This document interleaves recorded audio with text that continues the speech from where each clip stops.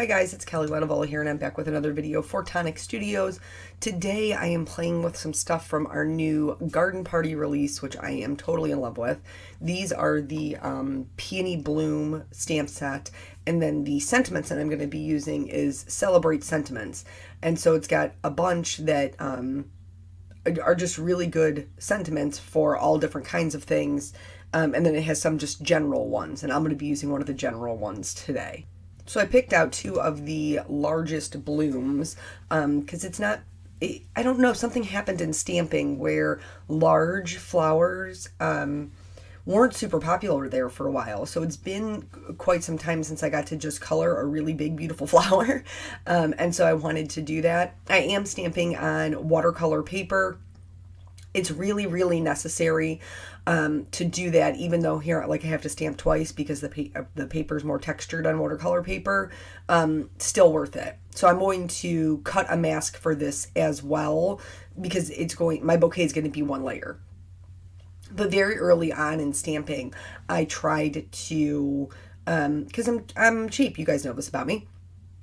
That hasn't changed.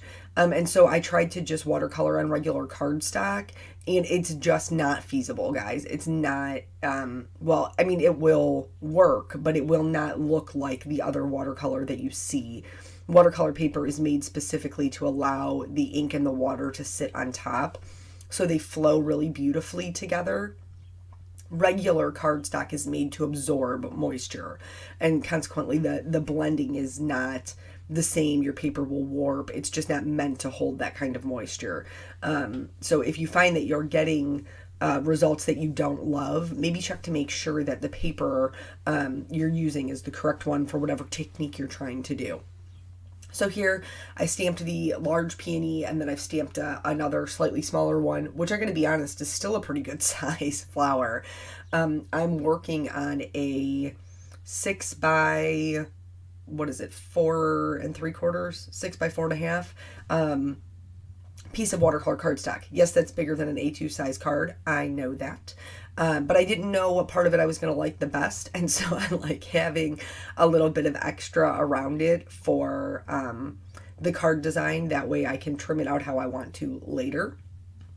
So here I've masked both the flowers, and now I'm going ahead and stamping the leaves. I'm doing kind of like a triangle with the leaves. Now there aren't going to be as many in some areas as there are in others, but that's totally okay. It's just to get a little bit of color all around my flower for the watercolor portion of it that I'm doing. For the watercolor portion of it that I'm doing, oh, here's the reveal. Ta-da, bouquet. I'm actually going to be using the Nuvo Aqua Flow Pens. These are similar to other things that are on the market. I really like them. And they come in sets. So I'm using the Winter Skies, Autumn Woodland, and Arabian Nights. They're all kind of like colors that are complementary to each other. I put down a little bit of brown in the center of the flower and then spread that around with the yellow. Now I am going to be using them with water, but you don't have to. They are made to work just the way they are right now. So you could really just sit down and color, quote unquote color with these the same way you would with any other medium, with markers or watercolors or any of those. But I don't want to do that. I want to watercolor. So here I'm just giving a really good coat of, this is the lightest one in the Arabian Nights. This is the Wild Fox. Well, it's spelled Phlox, and you know how I am with enunciation. So you tell me what it says. And then I'm going to go in and I'm going to add some, the darker purple, which is Indigo Dawn, and then a little bit of red, which is French Wine. Now, don't be afraid to layer your colors. As long as they're all colors that will mix well together, i.e. not complementary colors. A complementary color is a color that's opposite on the color wheel. These colors are what we would call analogous colors. So they all sit next to each other, a violet, a red violet, and a red, and they'll be totally fine. Now, watercoloring. The color will only go as far as the paper is wet. So I like to put down a little barrier. That's what I'm doing here. This is just clean water. I'm outlining my flowers as far as I want my pigment to go because I don't want it to eat up all of my white space, but I do want it to be flowy and pretty and create its own organic edges. And then once I've put that down, and make sure it stays wet, double check that all the areas are wet, then I'm just going to take my paintbrush and I'm just going to go right over top of all of that color. And then I'm going to connect it to that boundary and I'm going to let the water do the work. This is by far and away the hardest part of watercoloring because all of us, well, I shouldn't say all of us, the majority of us have a little bit of perfectionist in us. And watercolor typically looks hideous until it doesn't. Like, that's just kind of the way watercolor works. And it kind of forces you to let go of that control. So if you start to get some edges that you don't really love, you'll see here in just a little bit, I wanted to make sure that yellow was blended in, that I'm going to blot up some of the color, which is totally fine. You can do that. While it's wet, you can pick up some color or some water that maybe you don't love. And then I'm going to go back in with some clean water and put that down at the very edge, just to kind of break up the, like the line, the boundary line there, because I don't like when they're super smooth. I like when they look really organic. So then after I'm done with this, I'm going to go in with my greens and yellows. Now, my flower is still damp because I do want my greens to kind of infiltrate that purple a little bit. And I also want the purple to kind of infiltrate the greens. If you don't want them mixing at all, make sure you wait until your flowers are completely dry. For me, because I wanted them to mix a little, I was totally cool with them just doing their thing. Also, I'm using them as quote unquote a marker to blend this green into this yellow. Now you may notice that your yellow starts to pick up some green on your marker. That will happen. The bristles will kind of absorb the green, but don't worry about it. I just scribble mine off on my mat.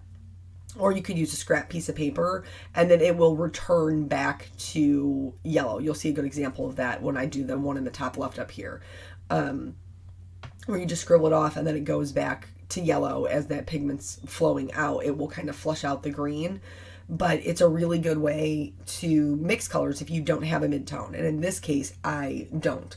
The Autumn Woodland is a yellow, a green, and a brown. So here, now all of that is done. I'm going to go do the same thing with the leaves that I did with the petals. So I'm going to outline them, create that boundary, and then I'll go over where the color is and just kind of let it bloom out into the background. Now, I taught this type of card once in a class, and I asked some of the people who were kind of painting inside the lines, do you think this type of card is pretty? And because crafters are so sweet and they are so nice, like most of them did not want to hurt my feelings. And I was like, listen, everybody has different things that they find attractive. And for some people, a messy, a quote unquote messy watercolor look where the colors are bleeding out from behind isn't something that they love. And if that's you, that's okay.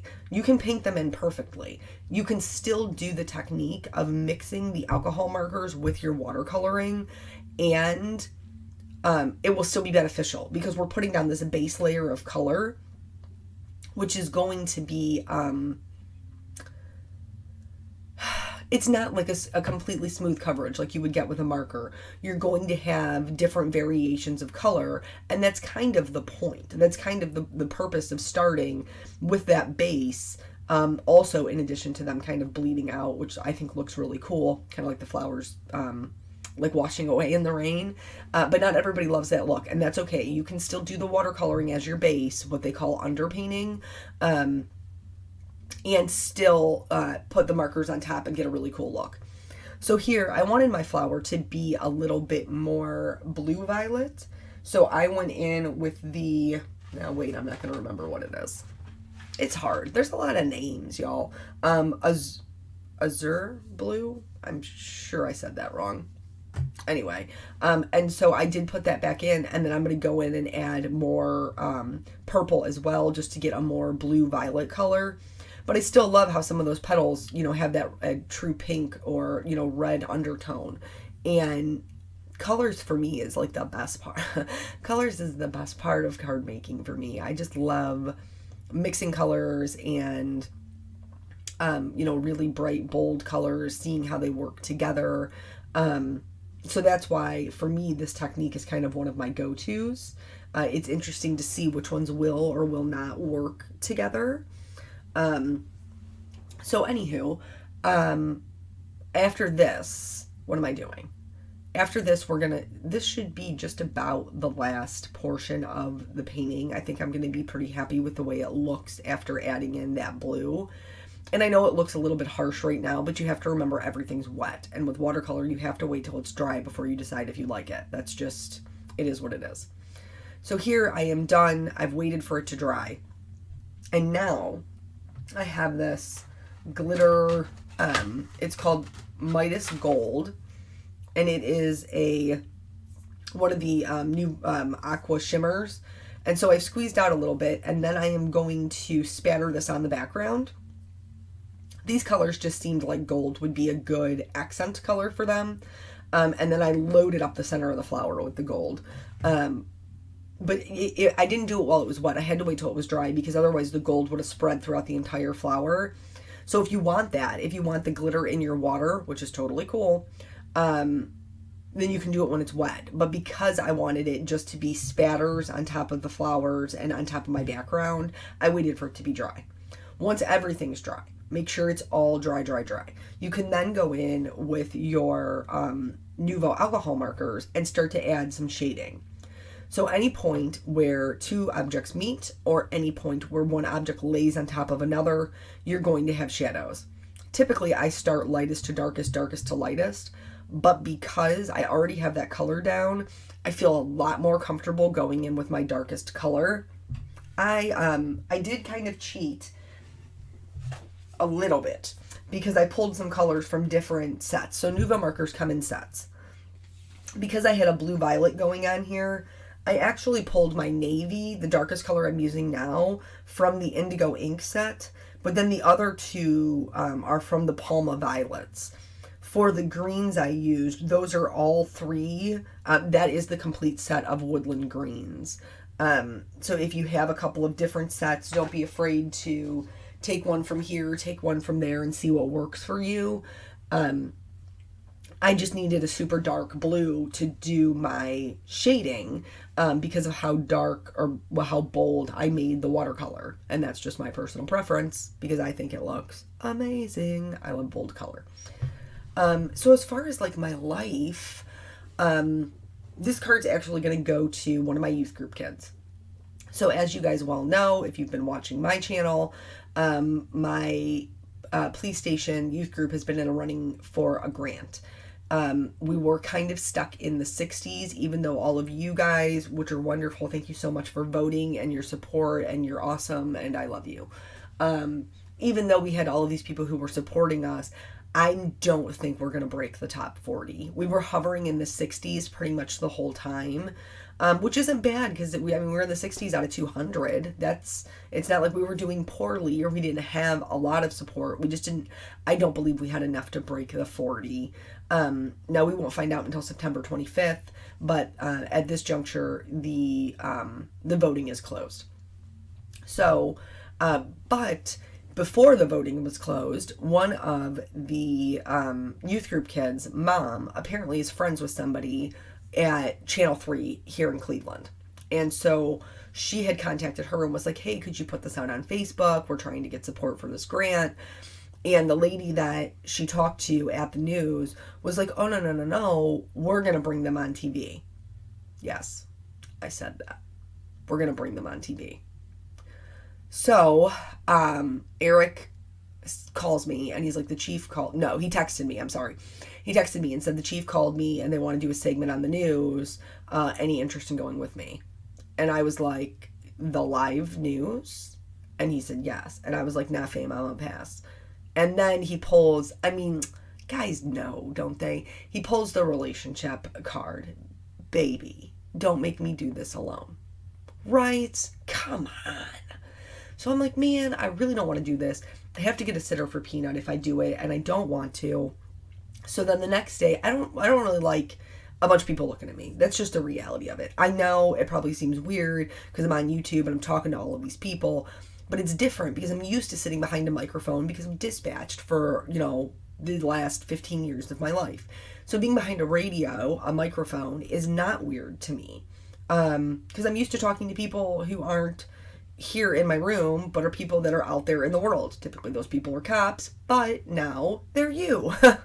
So anyway, so my chief was like, I think you should do it. And I was like, but I don't really want to. And he was like, but I think you should. Like, you guys were in together, and you should.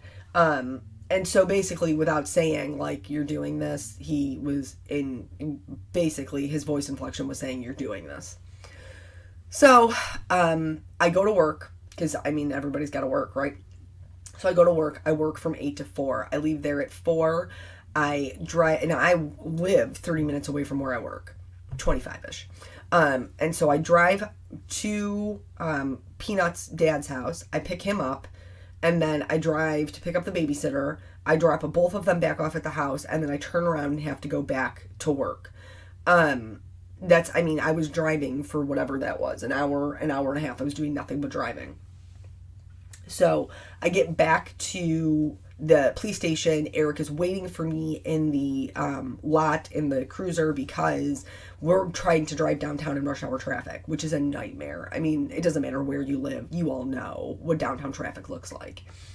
And so we get down there, and the family that had originally contacted them, their son is also going on with us. He's one of our youth group kids. And God love this child. He is one of the shyest youth group kids that we have. And even his mom was like, you want my kid to go on TV? Like, are you sure? Are you sure you're sure? So he and I were super nervous. Eric's like totally chill. Like, he goes on TV every day. Like, this is no big deal.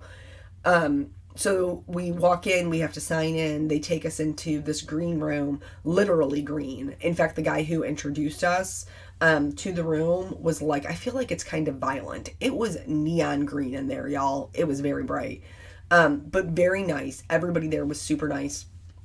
And so we were sitting there waiting in this room, just talking amongst ourselves. And the whole time, like, my anxiety is building. We're trying to talk to our youth group kid about, what he's going to say, about youth group, about PACT. And, side note, back to the card. So I'm outlining everything. And this, especially with watercolor paper, because it is sometimes hard to get a bold impression, is something that I always do. And then I'm going to do the banner.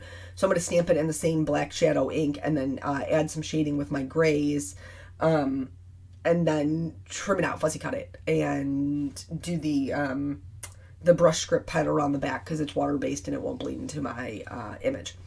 So anyway, they finally walk us into like the studio, and it looks strange because there's like 5 different studios. Well, it's all one studio, but there's like 5 different subsections. So there's like a kitchen, there's a couch, there's like some cupboards. It looks crazy. They walk us over to the couch, mic us up, and then like I'm just sitting there, like just waiting, getting more and more anxious, and nobody. Like we had the camera guy and somebody else, and they were both very nice. Everybody there was amazing. And so we're waiting. Well, the worst part is the waiting. Come on. The worst part is the waiting. So we're, chit-chatting amongst ourselves, and like I figure like he's going to come in, and I don't even know because I don't watch football, but apparently Jim Donovan is like the voice of all the Browns games, and he's the guy who's interviewing us. I don't know because I don't like football. That's honest. I just don't like it. So Eric was like, you probably didn't even know that's who that was, did you? And I was like, no, I'm sure my dad will be excited that I met him because he loves football, but I am not. Sorry, I'm not. So I thought we'd get to meet him beforehand or maybe talk about some questions because it's going to be live television on the news. And that's not how it went down at all. So they were like, okay, like you're up after the next commercial.